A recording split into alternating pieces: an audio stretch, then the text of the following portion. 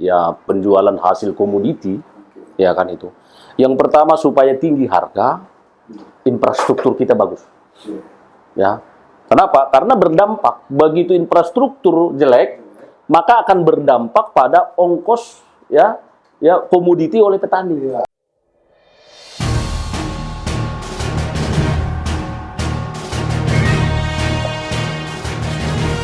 Merdeka, rakyat Sumatera Utara yang kami cintai, bertemu kembali dalam bincang-bincang santai di channel Moncong Putih TV, produksi fraksi PD Perjuangan DPRD Sumatera Utara. Bersama saya Dr. Aswan Jaya yang akan memandu bincang-bincang santai ini, dan di sebelah saya sudah hadir tokoh muda yang sangat luar biasa ini. Beliau adalah Delphin Barus, anggota DPRD Provinsi Sumatera Utara terpilih dari Dapil Serdang Bedage Tebing Tinggi, dan beliau ditugasi oleh fraksi PD Perjuangan berada di Komisi D sebagai Ketua Komisi. Luar biasa. Bang Delphin, Ya. merdeka. Merdeka, merdeka. Bagaimana kabarnya nih Bang Delphin? Ya, sehat Pak Dokter. Ya. Ini periode pertama di DPRD Provinsi ya? Siap, ya. Bagaimana ceritanya selama beberapa tahun di DPRD Provinsi ini? Ya, baik. Sebelumnya, Assalamualaikum warahmatullahi wabarakatuh. Salam damai sejahtera buat kita semua. Merdeka. Jadi yang pertama, ya saya menyampaikan terima kasih, apresiasi kepada Pak Dr. Aswan. Saya diundang di Moncong Putih TV, ya, menyampaikan ya sejak saya sebagai anggota DPRD Provinsi Sumatera Utara dilantik, ya hingga sampai saat ini, ya sangat luar biasa. Saya terkejut juga sih, ya dari kabupaten, wah, ternyata saya ini sudah di Provinsi Sumatera Utara, Menjadi tokoh tingkat provinsi. iya, menjadi 33 kabupaten kota. Jadi selama saya menjadi ya anggota DPRD dan sebagai ketua Komisi D yang membidangi infrastruktur, ada SDM, sumber daya mineral, baru lingkungan hidup, baru ya SDA, BMBK, dan ada banyak lagi yang mitra kami. Ya, saya menyampaikan terima kasih yang pertama kepada Dewan Pimpinan Pusat dan Dewan Perwakilan Daerah PD Perjuangan Sumatera Utara, dan sebagai Ketua Fraksi Pak Mangapul Purba yang telah mempercayakan saya sebagai Ketua Komisi D. Wah, ini sangat berat nih Pak sebenarnya, Pak Dokter. Jadi selama di Komisi D ini, ya banyak sih hal-hal yang berkembang, ya baik itu ya apa namanya itu telepon dari masyarakat, jalan kami rusak, ada juga di sini ada galian C yang tak punya izin kata dia kan, ada lagi ya lingkungan perusahaan yang limbahnya ya kadang bagus, kadang baik, seperti itu. Ya bermacam-macam lah namanya wakil rakyat. Kalau wakil rakyat ini semua kita. Menarik tadi ya. Iya. Sebagai Ketua Komisi D, ya, menyinggung soal ya, jalan-jalan rusak. Iya. Karena Oh ya, voksinya Komisi D. iya benar. Ya. Nah, sebagaimana diketahui bahwa di Sumatera Utara ini luar biasa jalan yang rusak ini. Ya. Menurut Pak Delphin, seberapa banyak yang rusaknya, seberapa panjang kilometer yang rusak ini? Ya, baik. Bisa rakyat Sumatera Utara bisa mengetahuinya, atau juga mungkin bisa dijelaskan apa sih yang dimaksud dengan jalan kecamatan, jalan kabupaten, jalan provinsi, dan di kewenangan Pak Delphin kan di jalan provinsi ini. Ya, benar-benar. Bisa dijelaskan Pak Delphin? Jadi Pak Dokter, jadi ada tingkatan jalan. Kalau jalan nasional itu adalah yang bertanggung jawab itu secara penganggarannya itu ada APBN. Baru ada jalan provinsi. Nah, jalan provinsi itu ada 3.500 kilometer lebih kurang. Oke. Ya, di Sumatera Utara. Baru ada jalan kabupaten. Kabupaten tanggung jawab itu tanggung jawab gubernur. Jadi ada jalan kabupaten dan ada jalan desa. Jadi yang kita bicarakan sekarang ini kapasitas sebagai Provinsi Sumatera Utara. Jadi ada 3.005 lebih kurang kilometer jalan provinsi yang ada di Sumatera Utara. Dari 3.005 itu ya ada 750 kilometer rusak. Rusak berat. 750 kilometer rusak berat. Rusak berat. Dan 750 kilometer ini rusak berat, ini dalam 2 tahun terakhir tidak ada mendapatkan porsi. Tunggu dulu. Ya. 750 kilometer jalan yang rusak. Ya. Disebabkan oleh bencana alam atau tidak diurusin? Ya, baik. Jadi bencana alam saya kira ada juga bencana alam seperti terjadi longsor. Tapi kalau saya sekelilingi sudah di Sumatera Utara sampai ke Pulau Nias, saya sudah turun ke sana, kan itu semuanya ini tak diurusi, tak diurus oleh pemerintah. Kenapa tak diurus? Kalau saya lihat memang ya mungkin penganggarannya atau memang gubernurnya nggak tahu juga, tahu bagaimana cara mengurus ini kan begitu. Jadi begitu juga. Kalau saya sih ya kalau saya memandang ya bukan karena ya Pak Gubernur Edi Rahmayadi itu ya yang dulunya ya tidak apa namanya itu terpilihnya dia bukan karena partai kami, partai kita ya PDI Perjuangan tak mendukung dia, tapi tidak. Kalau kita kan clear, kalau sudah PDI Perjuangan jadi gubernur selesai. Oh, selesai nih. Pasti selesai, Dokter. Iya, saya yakin kan itu. Karena begitu dihunjuk oleh Ketua Umum kita, Megawati Soekarno Putri sebagai calon bupati atau calon gubernur, itu sudah melalui proses yang panjang. Bisa nggak ini membawa Sumatera Utara ke depan? Kan itu. Kalau PDI Perjuangan jadi gubernur, iya. Tapi karena bukan PDI Perjuangan, rusaklah 750 km itu. Semacam tidak ada perhatian. Kita nggak tahu juga. Kan itu. Bagaimana DPRD memperhatikan persoalan ini, apa yang dilakukan? Ya, kalau Komisi D dalam hal memandang jalan yang rusak tadi 750 km itu, yang pertama memang apakah dia tidak tahu ada jalan sepanjang itu? Kan bisa saja. Berapa panjang jalan Sumatera Utara? 3.005 km. Entah nggak pernah pun di jalan ini, Pak Ketua. Kan begitu, bisa jadi. Soalnya helikopter saja. Kan itu, kalau kita tidak ada helikopter kita, jalan kita, Bos. Ya kan? Bayangkan sampai ke Padang Lawas, baru sampai ke apa namanya paling jauh Madinah. 12 jam dari Medan ke sana. Jalan darat, Bos. Ya, ganti-gantian nyetirnya itu, coba gitu. Bayangkan dengan jalan yang seperti ini, kan begitu. Jadi bisa saja tak dijalani ini. Kan itu. Jadi oleh karena itu, kita dorong pemerintah provinsi untuk terjun dan membenahi jalan. Apalagi kalau saya lihat memang, saya objektif saja Pak Dokter.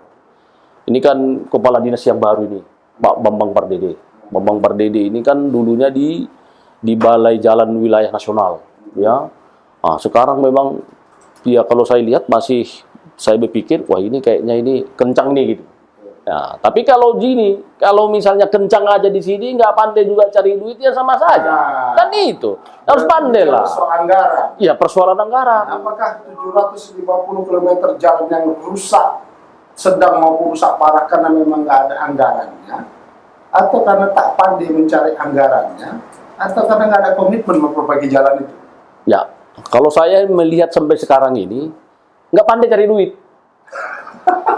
Kepala daerah itu harus langsung ya cari duit itu pusat. Ke pusat, duit banyak di pusat. Banyak di sana, kan begitu kan? Ya semacam apalah, calling down lah, duduk bersama. Jangan a priori lah. Kan itu kan?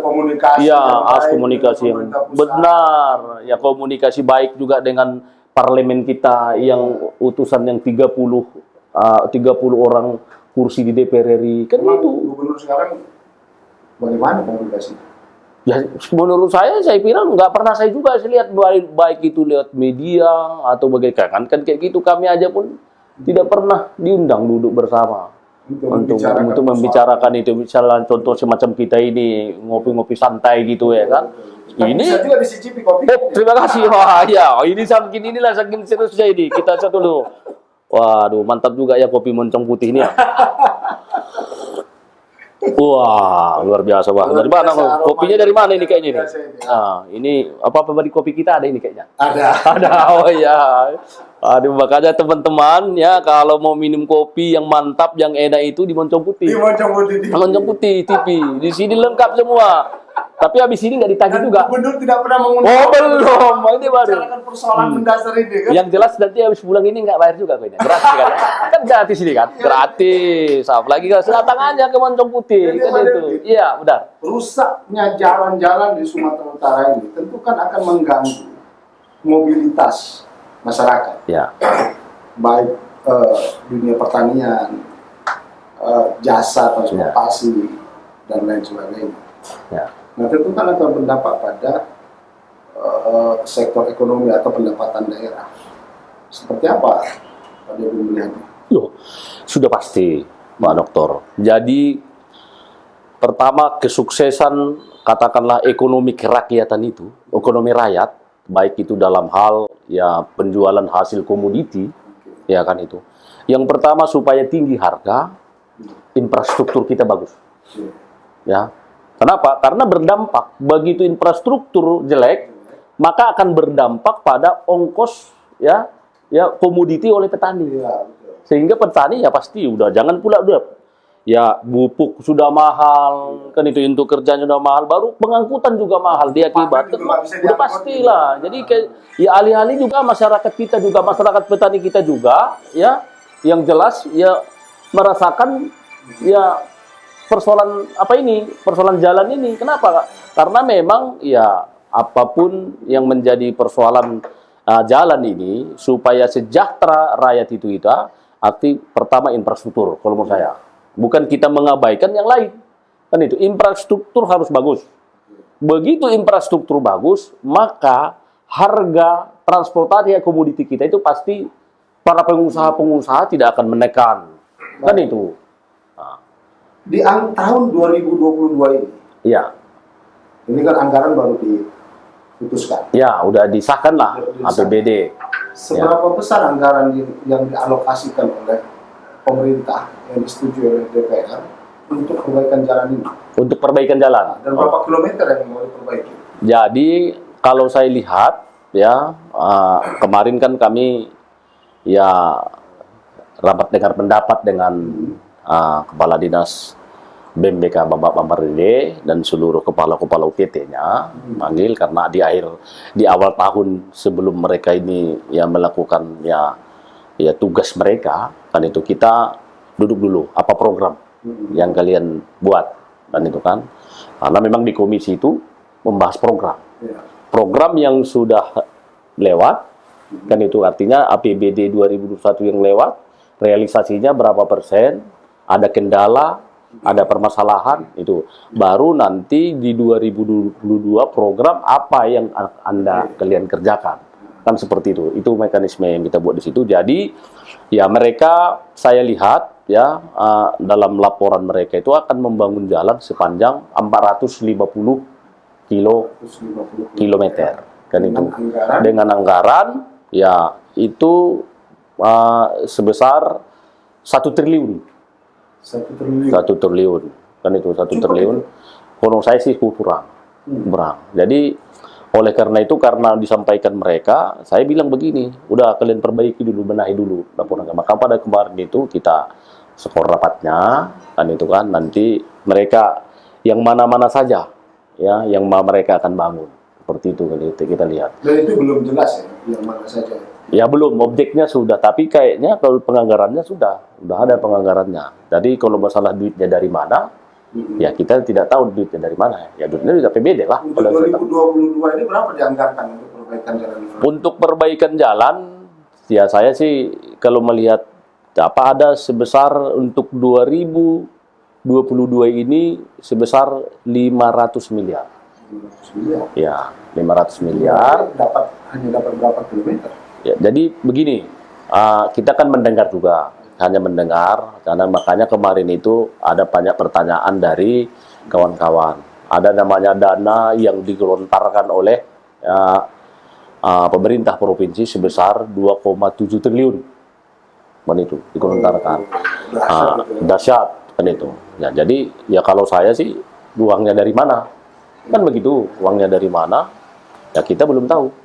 Kan itu uangnya dari mana. Jadi karena harus lewat pembahasan di tingkat banggar lah, ada badan anggaran di sini. Jadi dari 450 kilometer ini dengan dana 2,7 triliun ini secara bertahap. Tidak selesai di 2000. Tidak selesai di tahun 2022, ya 24. Itulah mungkin ya sampai masa jabatan beliau inilah mungkin Pak Gubernur ini kan itu kan mungkin komitmen gubernur.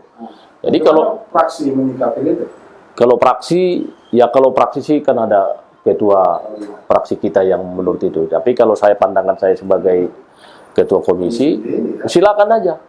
Silakan membangun jalan Sumatera Utara. Karena memang, ya Pak Dokter, dari perjalanan 1 tahun ini, ya saya sebagai ketua komisi, di mana-mana kami turun, ada demo. Terus demo. Ada sampai menuntut perbaikan jalan. Sampai kami pun anggota dewan, saya sendiri sebagai anggota dewan, saya kan masih balik-balik ke kampung saya. Kan itu, balikan. Apanya kerja anggota dewan ini? Nggak jelas kata dia kan. Tengok jalan kami ini begitu juga kan.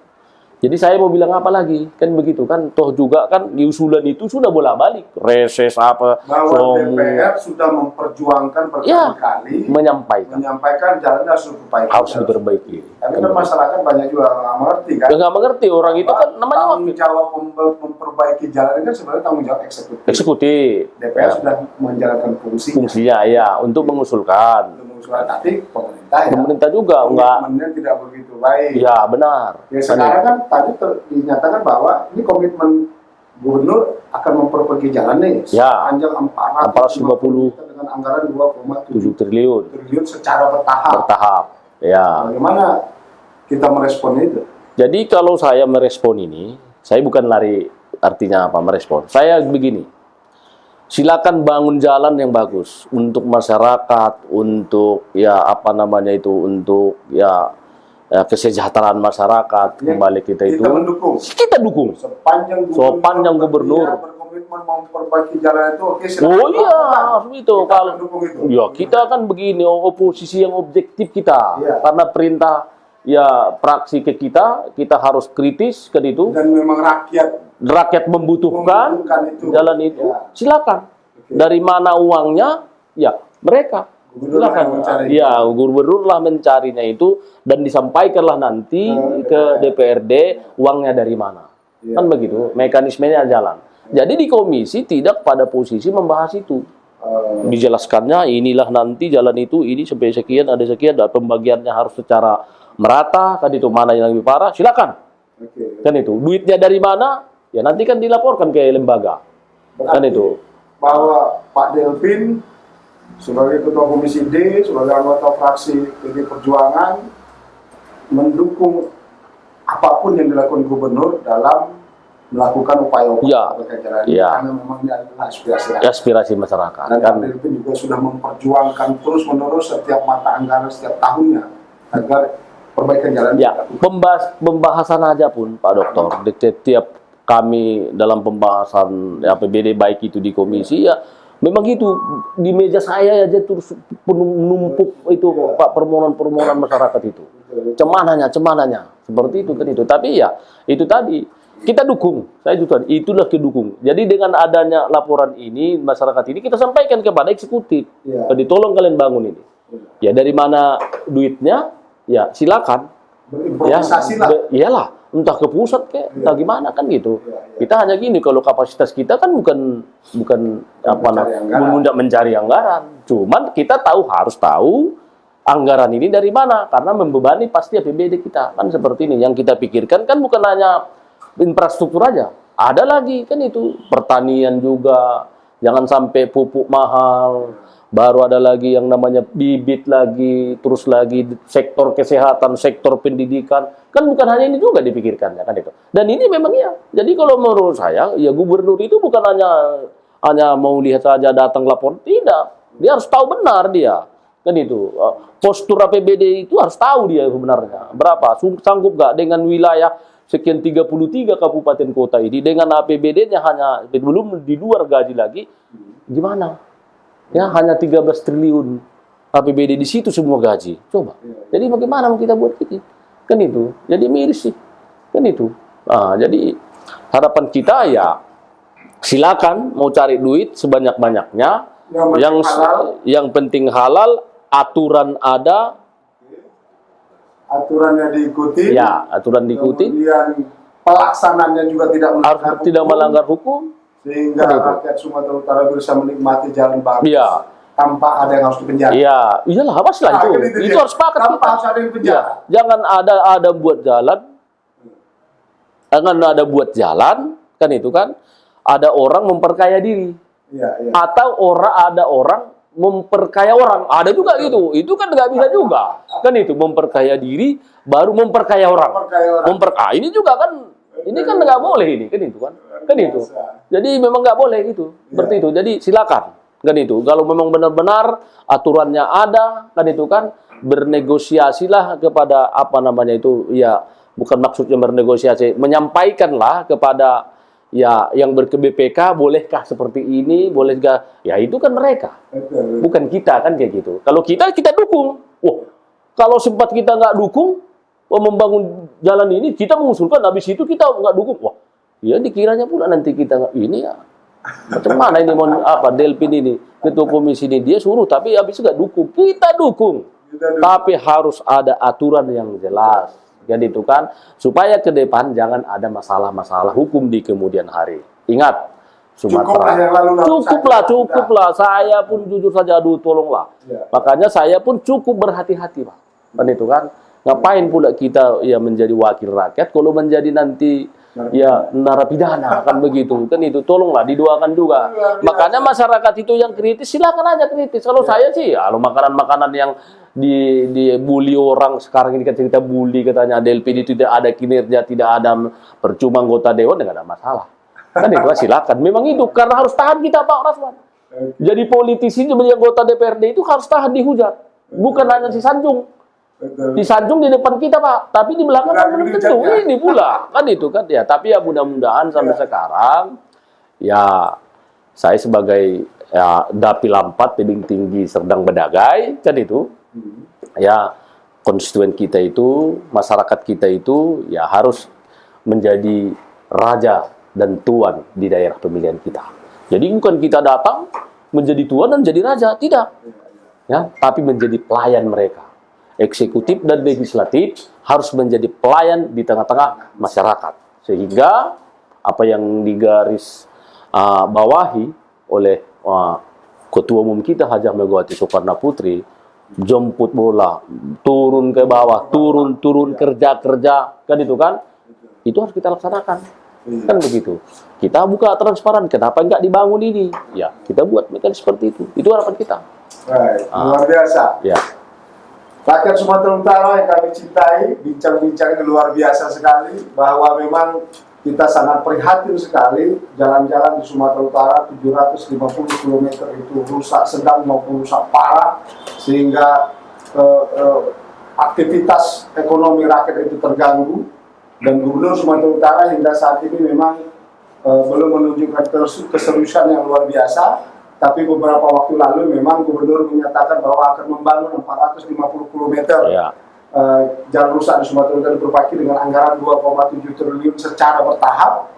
Dan PDI Perjuangan mendukung upaya Gubernur tersebut untuk memperbaiki jalan karena memang ini adalah aspirasi rakyat Sumatera Utara. Silakan Gubernur menempuh jalannya, mencari dananya sepanjang itu dalam koridor hukum yang sah, mengikuti aturan-aturan main yang berlaku, dan jangan sampai ada yang dipenjara dengan ini. Niat baik ini harus juga dimulai dengan yang perlakuan yang baik dan dilakukan juga dengan baik, pastilah akan hasil yang baik pula. Pak Delpin, siap. Terima kasih banyak ini bincang-bincang ini. Ya. Lanjutkan kita ngopinya. Oh, ya, Nanti siap. akan kita lanjutkan dalam bincang-bincang dengan tema yang lain ini. Ya. Merdeka.